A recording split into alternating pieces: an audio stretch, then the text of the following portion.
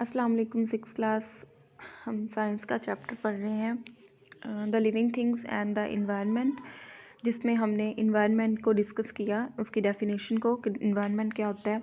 किसी भी ज़िंदा चीज़ के इर्द गिर्द मौजूद तमाम ज़िंदा या बेजान चीज़ें जो उसकी ज़िंदगी गुजारने के तरीके पर असरअंदाज हों, उसका इन्वायरमेंट कहलाती है।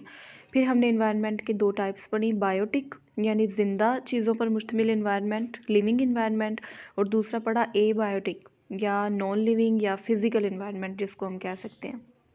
नॉन लिविंग इन्वायरमेंट में क्या क्या चीज़ें हैं जो ऐसी जो हमारी ज़िंदगी पर बहुत ज़्यादा असरअंदाज होती हैं, जो हमारे ज़िंदा रहने के लिए बहुत ज़रूरी हैं, वो हमने डिस्कस की। टेम्परेचर, ऑक्सीजन, सनलाइट और बहुत सारी चीज़ें, वाटर, कार्बन डाइऑक्साइड। तो आज हमने जो पढ़ना है नेक्स्ट, हमारे इन्वायरमेंट के 2 बहुत इम्पोर्टेंट पार्ट्स जो हमारी ज़िंदगी गुजारने जो हमारी इन्वायरमेंट का बहुत इम्पोर्टेंट हिस्सा हैं, वो हैं deserts and tropical rain forests. आज हमने इन दोनों को डिस्कस करना है। डेजर्ट्स क्या होते हैं? सहरा, आप सबको पता है, ड्राई एरियाज़ जहाँ पर रेत ही रेत होती है, ठीक है, खुश्की होती है, बहुत ज़्यादा गर्मी होती है, इतनी ज़्यादा वेजिटेशन नहीं होती, दरख्त वगैरह नहीं होते, और ज़िंदगी भी वहाँ पर कम ही होती है, वहाँ पर जो है वैरायटी जो है लिविंग थिंग्स की कम होती है।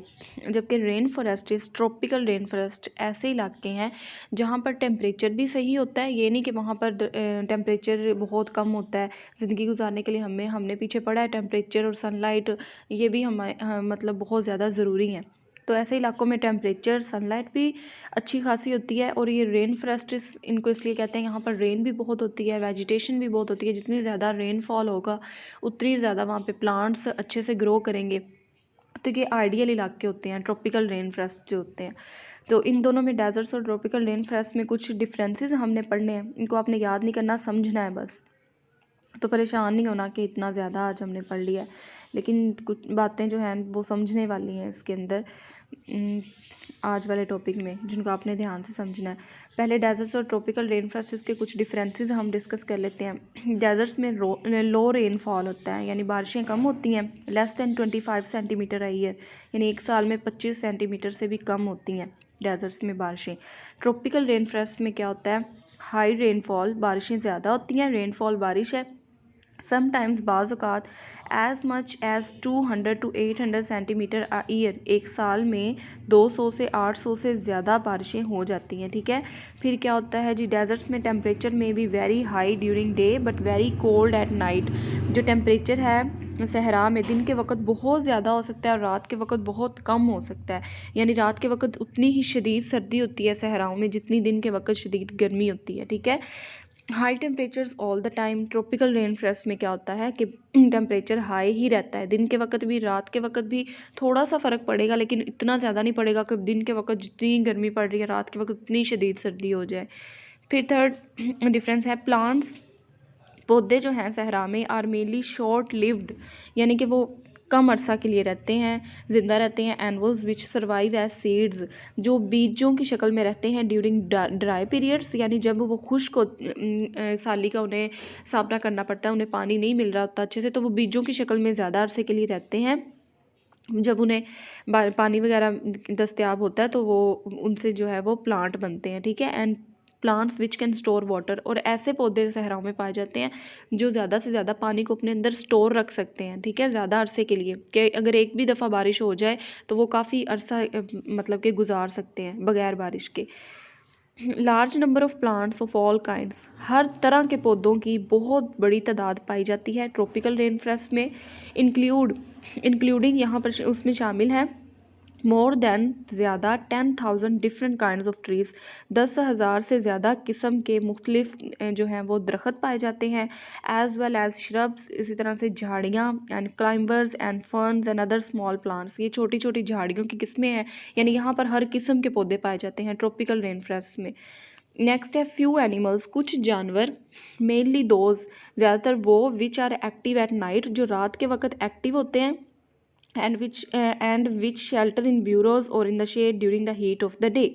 दिन को वो क्या करते हैं, दिन के में सूरज की रोशनी बहुत ज़्यादा होती है। डेजर्ट्स में ऐसे एनिमल ज़्यादा पाए जाते हैं जो बिलें बना कर रहते हैं, मिट्टी के अंदर बिलें बना के या किसी सायादार जगह पर दिन के वक्त रह लेते हैं और रात के वक्त वो एक्टिव हो जाते हैं। तो आपको खुद ही इंसान को अंदाज़ा हो जाता है कि डेजर्ट एक ऐसी जगह है जहाँ पर दिन के वक्त बहुत ज़्यादा टेम्परेचर है, तो वहाँ पर कैसी लाइफ पाई जाएगी, वहाँ पर किस तरह के जानवर पाए जाएंगे। ट्रॉपिकल रेन फॉरेस्ट में देखें तो at least 5 lakh different kind of animals, कि 5 लाख से ज़्यादा किस्म के मुख्तलिफ जानवर यहाँ पर पाए जाते हैं, which are active by day and by night, जो रात को भी एक्टिव होते हैं, दिन को भी एक्टिव होते हैं। ठीक है।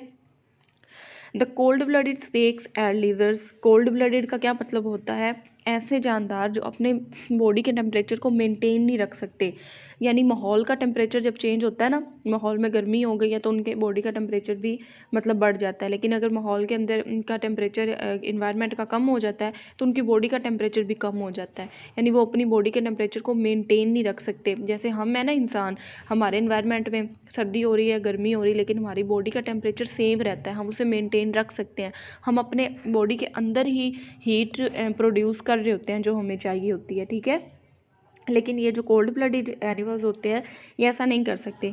तो कोल्ड ब्लडेड स्नेक्स और लिजर्ड्स लाई इन द सन, सूरज के सामने लेटी रहती हैं, टू गेट वार्म, मतलब गर्म होने के लिए, ड्यूरिंग द डे, दिन के वक्त वो सूरज से एनर्जी हासिल करती हैं, बट टेक शेल्टर, लेकिन पनाह ले लेती हैं इन ब्यूरोज, बिलों में, एट नाइट, रात के वक्त, टू अवॉइड द कोल्ड, सर्दी से बचने के लिए। द स्नेक्स एंड लिजर्ड्स, सांप और छिपकलियाँ, can be active all the time, हर वक्त एक्टिव रह सकती हैं। कहाँ पर? ट्रॉपिकल रेन फॉरेस्ट्स में। तो ट्रॉपिकल रेन फॉरेस्ट में क्या होता है, यहाँ पर स्नेक्स और लिजर्ड्स हर वक्त ही एक्टिव रहते हैं, दिन को भी रात को भी। Little humus in the soil, humus क्या होता है, सबसे पहले ह्यूमस जो है, जब डेड प्लांट्स होते हैं ना, मतलब दरख्तों के पत्ते झड़ जाते हैं या जानवरों की जो बॉडीज़ होती हैं जब वो मर जाते हैं तो उनकी बॉडीज़ हैं गलने सड़ने के बाद ज़मीन का हिस्सा बन जाती हैं, सॉइल का हिस्सा बन जाती हैं, तो वो गले सड़े पत्ते और वो जानवरों का के फाजल मादे, वो सब कुछ जो है ना, उनमें क्या होता है, न्यूट्रिएंट्स शामिल होते हैं ना उनमें, मिनरल्स, ये सारी चीज़ें।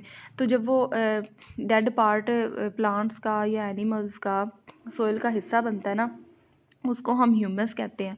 वो ज़मीन को ज़रखेज़ बनाता है, उसमें उसको आपको बाद में एक्सप्लेन नेक्स्ट लेवल पे जाके आप पढ़ेंगे कि किस तरह से वो मतलब कि ज़मीन को ज़रखेज़ करता है, लेकिन फ़िलहाल आपको इतना पता होना चाहिए कि ह्यूमस है क्या और ये क्या करता है, ये ज़मीन को ज़रखेज़ करता है। ठीक है। तो little humus in the soil, जो सहरा की ज़मीन है वहाँ पर ह्यूमस कम होता है, because there is little plant life, क्योंकि वहाँ पर प्लांट्स कम होते हैं, प्लांट्स ही कम है, बड़े बड़े दरख्त नहीं हैं, उनके पत्ते नहीं गिरेंगे, वो ज़मीन का हिस्सा नहीं बनेंगे। ठीक है। तो वहाँ पर ह्यूमस कम होगा। A fair thick layer of humus in the soil, tropical rain forests में क्या होता है, यहाँ पर दरख्तों की इतनी किस्में पाई जाती हैं, इतनी किस्म के पौधे, तो जब वो गलते सड़ते हैं, ज़मीन का हिस्सा बनते हैं, तो यहाँ पर ह्यूमस की एक अच्छी खासी लेयर पाई जाती है। बट दिस ब्रेक्स, लेकिन ये तोड़ती है डाउन क्विकली, तेज़ी के साथ, टू मिनरल साल्ट्स को, इन द वार्म, गर्म, वेट कंडीशंस, यानी कि वेट गीली भी हो और वार्म गर्म भी हो, सूरज की रोशनी भी हो और थोड़ी ज़मीन में नमी भी हो, तो तब ये ह्यूमस जो है ये ज़मीन के अंदर मौजूद वो जो मिनरल साल्ट्स हैं उनको ज़्यादा तोड़ता है, यानी ज़मीन को ज़्यादा ज़रखेज़ बनाता है। ये आपने डेजर्ट्स और ट्रॉपिकल रेन फॉरेस्ट्स का डिफरेंस पढ़ लिया, इसको जस्ट आपने एक नज़र देखना है। जो मेन टॉपिक आपका स्टार्ट हो रहा है जिसको आपने लाजमी तौर पर बहुत अच्छे से समझना भी है और इम्पोर्टेंट भी है ये, that is living things depend upon one another, कि ज़िंदा चीज़ें एक दूसरे पर इन्हसार करती हैं, ये हम पहले पढ़ चुके हैं, वही बात दोबारा से रिपीट हो रही है। यू ऑलरेडी नो, आप पहले से जानते हैं, दैट एनिमल्स के जानवर डिपेंड अपॉन प्लांट्स, प्लांट्स पर डिपेंड करते हैं। कहाँ से हम खुराक हासिल करते हैं? बेसिकली सबसे पहले प्लांट्स से। सिर्फ प्लांट्स ऐसी लिविंग थिंग्स हैं जो अपनी खुराक को खुद प्रोड्यूस करते हैं सूरज की रोशनी से। ठीक है। तो जानवर प्लांट्स पर डिपेंड करते हैं फॉर देयर फूड, उनकी खुराक के लिए, एंड ऑक्सीजन, और ऑक्सीजन के लिए, इन द एयर, हवा में, दे ब्रीथ, वो सांस लेते हैं। ठीक है। बिकॉज प्लांट्स, क्योंकि पौधे, आर हैं almost the only living things, पौधे वो अकेले लिविंग थिंग्स हैं विच जो कैन मेक, बना सकते हैं, देयर ओन फूड, अपनी खुराक खुद, they are often called the producers of the world. उनको दुनिया के अंदर प्रोड्यूसर्स कहा जाता है। प्रोड्यूसर्स, कोई भी चीज़ पैदा करना उसको क्या कहते हैं, प्रोड्यूस करना। तो प्रोड्यूसर्स खुराक को पैदा करने वाले जो हैं सिर्फ प्लांट्स हैं, ठीक है। प्लांट्स को हम प्रोड्यूसर्स कहते हैं, ये बात आपने याद रखनी है, ये इंपॉर्टेंट बात थी। Next, nearly all other animals, तकरीबन तमाम दूसरे जानवर डिपेंड, इन्हसार करते हैं डायरेक्टली बिलवास्ता और इनडायरेक्टली या बिला वास्ता अपॉन प्लांट फूड पर। अब देखें डायरेक्टली किस तरह से डिपेंड करते हैं और इनडायरेक्टली कैसे एनिमल्स डिपेंड करते हैं फूड प्लांट पर, मैं आपको बताती हूँ। फॉर एग्जांपल गाय भैंस बकरी वगैरह हैं जो डायरेक्टली प्लांट्स को खा रहे हैं, तो ये डायरेक्टली डिपेंड कर रहे हैं प्लांट्स के ऊपर। हम डायरेक्टली भी कर रहे हैं, प्लांट्स को भी खाते हैं, लेकिन अगर हम देखें हम मुर्गी को खा रहे हैं या हम बकरी को खा रहे हैं या हम गाय को खा रहे हैं, तो गाय ने क्या खाया था, गाय ने प्लांट्स खाए हुए थे ना। गाय ने अपनी एनर्जी कहाँ से ली थी, या बकरी ने अपनी एनर्जी कहाँ से ली थी, प्लांट्स से। उसने प्लांट से एनर्जी ली और हमने उस जानवर से एनर्जी ली जिसने प्लांट से ली थी। तो यहाँ हम इनडायरेक्टली डिपेंड कर रहे हैं प्लांट्स के ऊपर, ठीक है। तो दुनिया की हर चीज़ डायरेक्टली या इनडायरेक्टली प्लांट्स पर डिपेंड कर रही है। सो दे आर कॉल्ड कंज्यूमर्स। तो जो चीज़ें दूसरों से जो जानवर दूसरों से अपनी खुराक हासिल करते हैं, प्लांट्स से या दूसरे जानवरों से, उन्हें क्या कहते हैं, कंज्यूमर्स, कंज्यूम करने वाले, हासिल करने वाले, ठीक है। हर्बीवोर्स कौन से जानवर हैं, सच एज कैटल, जैसे कि मवेशी हैं, शीप, भेड़े, रैबिट्स, खरगोश एंड कैमल्स, ऊंट आर कॉल्ड, क्या कहलाते हैं, प्राइमरी कंज्यूमर्स। इनको हम प्राइमरी कंज्यूमर कहते हैं। प्राइमरी क्या होता है, पहले आने वाला, शुरू वाला। जो डायरेक्टली प्लांट्स को खाते हैं उन्हें हम क्या कहते हैं, प्राइमरी कंज्यूमर्स, बिकॉज क्योंकि दे ईट, वो खाते हैं प्लांट फूड को। कार्निवोर्स कौन से होते हैं, सच एज फॉक्सेस, जैसे कि लुमड़ियाँ होगी, ल्यूपर्ड चीते की तरह का होता है, आपको मैं इसकी पिक्चर सेंड कर चुकी हूँ, शायद फिर से कर दूँगी। लायंस, शेर, हॉक्स एंड ईगल्स, हॉक्स जो हैं ये उकाब की एक किस्म होती है। Eagles are called secondary consumers, इनको हम सेकेंडरी कंज्यूमर्स कहते हैं, बिकॉज क्योंकि दे ईट, वो खाते हैं हर्बीवोर्स को। हर्बीवोर्स कौन से हैं, जो प्लांट्स को खाते हैं। देखें हर्ब्स प्लांट्स को कहते हैं ना, तो वहाँ से लफ्ज़ निकला है। हर्बीवोर्स प्लांट्स को खाने वाले, कार्निवोर्स गोश्त को खाने वाले, ठीक है। तो उनको हम क्या कहेंगे, सेकेंडरी कंज्यूमर्स, यानी कि वो दूसरे नंबर पे आ रहे हैं ना। पहले प्लांट्स को किसने खाया, वो प्राइमरी कंज्यूमर्स, फिर जिसने प्राइमरी कंज्यूमर्स को खाया वो सेकेंडरी कंज्यूमर्स कहलाएंगे। एंड सो, और इस तरह से डिपेंड, इन्हसार करते हैं indirectly on plants for food. तो ये इनडायरेक्टली प्लांट्स पर डिपेंड कर रहे हैं अपनी फूड के लिए। नेक्स्ट पढ़ रहे हैं हम अदर फीडिंग रिलेशनशिप्स, यानी खुराक को हासिल करने के लिए जानवरों के दरमियान, एक दूसरे के दरमियान जो रिलेशनशिप पाया जाता है उसको हम क्या, फीडिंग रिलेशनशिप्स कहते हैं। Feeding relationships do not stop, feeding relationships stop नहीं होते, रुकते नहीं हैं, at just herbivores and carnivores, सिर्फ हर्बीवोर्स और कार्निवोर्स पर। हमने अभी तक दो टर्म्स पढ़ी। पहले हमने पढ़ा प्रोड्यूसर्स, प्लांट्स को हम प्रोड्यूसर्स कहते हैं क्योंकि वो अपनी खुराक खुद तैयार करते हैं। बाकी सारे जानवर, सारे जो जितने भी एनिमल्स दुनिया में पाए जाते हैं वो कंज्यूमर्स हैं, क्योंकि वो या तो प्लांट से अपनी खुराक हासिल कर रहे हैं या दूसरे जानवरों से, ठीक है। फिर हमने कंज्यूमर्स में पढ़ा प्राइमरी कंज्यूमर्स और सेकेंडरी कंज्यूमर्स। टर्शरी कंज्यूमर्स भी होते हैं, वो अभी डिस्कस नहीं हुए यहाँ पर। जो अगली टर्म्स हम पढ़ने जा रहे हैं वो ये बता रहे हैं कि सिर्फ हर्बीवोर या कार्निवोर पर आकर बात ख़त्म नहीं हो जाती। कंज्यूमर्स में हमने हर्बीवोर्स पढ़े, कार्निवोर्स पढ़े, जो सब्जियाँ खाते हैं, जो प्लांट्स खाते हैं वो हर्बीवोर्स, जो गोश्त खाते हैं वो कार्निवोर्स। कंज्यूमर्स दूसरों से खुराक हासिल करने वाले, that feed on both plants, जो दोनों से खुराक हासिल करते हैं, प्लांट्स से भी एंड एनिमल्स, और जानवरों से भी, आर कॉल्ड ओमनीवोर्स, उन्हें हम ओमनीवोर्स कहते हैं। यानी वो प्लांट्स भी खा रहे हैं, वो दूसरे जानवरों को भी खा रहे हैं, ठीक है, तो उन्हें ओमनीवोर्स कहेंगे। फॉर एग्जांपल पिग्स, ये जो खंजीर होता है, बियर्स, रीछ होते हैं, बैकर्स, रैकून्स एंड ह्यूमंस, और इंसान आर एग्जांपल्स ऑफ ओमनीवोर्स, ये ओमनीवोर्स की मिसालें हैं, ठीक है। ओमनीवोर्स की आपको पता होना चाहिए कि क्या होते हैं, जो प्लांट्स भी खाते हैं और एनिमल्स से भी खुराक हासिल करते हैं।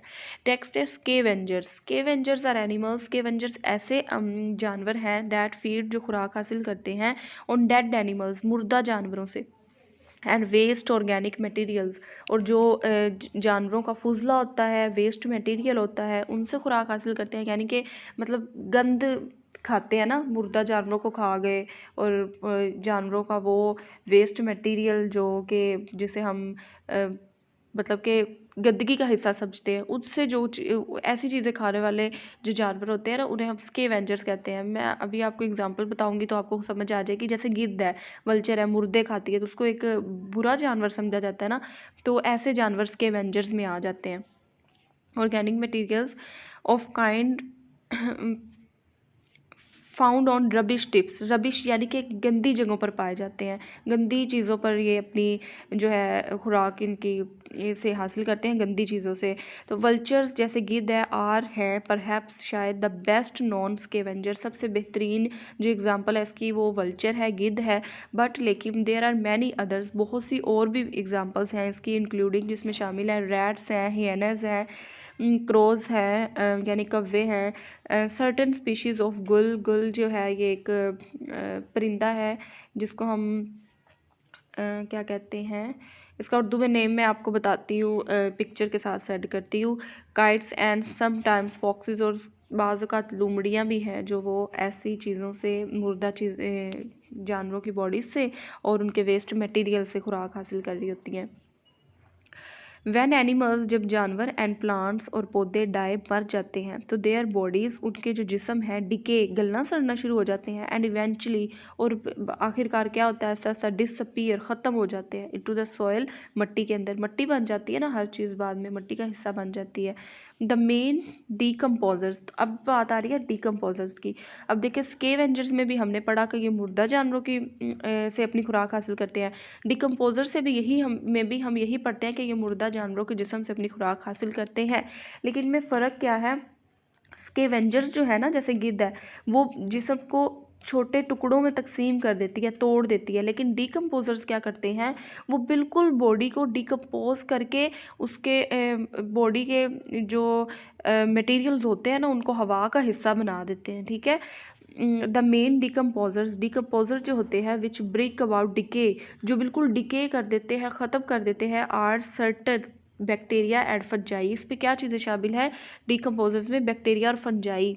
अब ये देखें माइक्रो ऑर्गेनिजम्स है ना, तो ये माइक्रो लेवल पर जाकर, बहुत छोटे लेवल पर जाकर बॉडी को तोड़ रहे हैं, यानी कि बॉडी में जितने भी मिनरल्स वगैरह शामिल थे उनको ज़मीन का हिस्सा बना देते हैं। तो फिर क्या होता है, वो ज़रूरी न्यूट्रिएंट्स, वो मिनरल्स जो बॉडीज़ के अंदर मौजूद होते हैं, वो वापस सॉइल का हिस्सा बन जाते हैं। तो वो सॉइल को न्यूट्रिएंट्स मिलते हैं, तो सॉइल क्या होती है, फर्टाइल हो जाती है, जरखेज़ हो जाती है।